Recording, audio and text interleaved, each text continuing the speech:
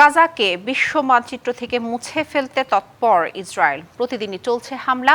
ক্ষুধার্ত গাজাবাসীরা ত্রাণ বিতরণ কেন্দ্রে সহায়তা নিতে এসেও নিস্তার পাচ্ছেন না বলে বর্বরতা থেকে। গাজা উপত্যকার একাধিক জায়গায় হামলায় একদিনে প্রাণ গেছে আরও 34 প্রাণ প্রত্যাশী সহ 110 ফিলিস্তিনির।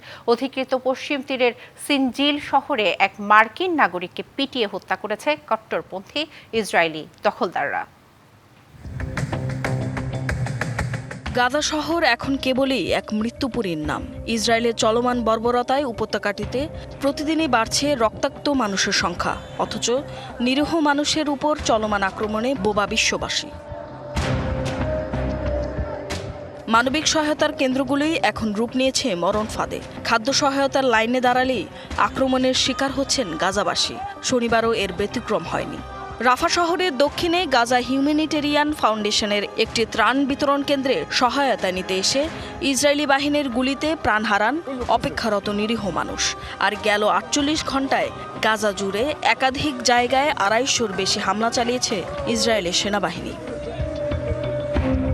এছাড়া খাদ্য সংকটে এরই মধ্যে অপুষ্টিতে মারা গেছে 67 শিশু। ঝুঁকিতে আছে উপত্যকাটির 5 লাখের বেশি শিশু। গাজার পাশাপাশি হামলা চলছে অধিকৃত পশ্চিম তীরেও। সিনজিল শহরে এক মার্কিন নাগরিককে পিটিয়ে হত্যা করেছে কট্টরপন্থী ইসরায়েলি দখলদাররা। এছাড়া দখলদারদের গুলিতে আরও এক ফিলিস্তিনি নিহত হয়েছেন বলে জানিয়েছে ফিলিস্তিনের স্বাস্থ্য মন্ত্রণালয়। আহত হয়েছেন আরও অনেকে। এদিকে গাজা যুদ্ধবিরতি নিয়ে যে ক্ষীণ আশার রেখা তৈরি হয়েছিল তা আবারও ঝাপসা হয়ে আসছে। সম্প্রতি একাধিকবার মার্কিন প্রেসিডেন্ট ডোনাল্ড ট্রাম্প বলেছেন সপ্তাহ খানেকের মধ্যে যুদ্ধবিরতি বাস্তবায়িত হতে পারে, কিন্তু সেই সম্ভাবনায় আবারও ধাক্কা।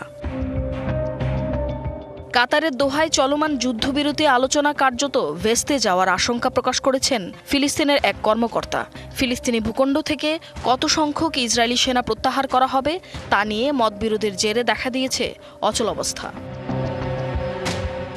এদিকে ফিলিস্তিনিদের সঙ্গে বন্দি বিনিময় চুক্তির দাবিতে ইসরায়েলের রাজধানী তেল আবিবে বিক্ষোভ করেছেন হাজারো মানুষ। যুদ্ধ থামিয়ে গাজায় আটক ইসরায়েলি বন্দীদের ফিরিয়ে আনার দাবি জানান বিক্ষোভকারীরা। অন্যদিকে গাজায় জাতিগত নিধন বন্ধ করে অবিলম্বে পদক্ষেপ নেওয়ার আহ্বান জানিয়ে ফিলিস্তিনকে রাষ্ট্র হিসেবে স্বীকৃতি দিতে যুক্তরাজ্যের সরকারকে আহ্বান জানিয়েছেন লেবার পার্টির 59 জন MP. Tumpa Tarafdar, DBC news desk.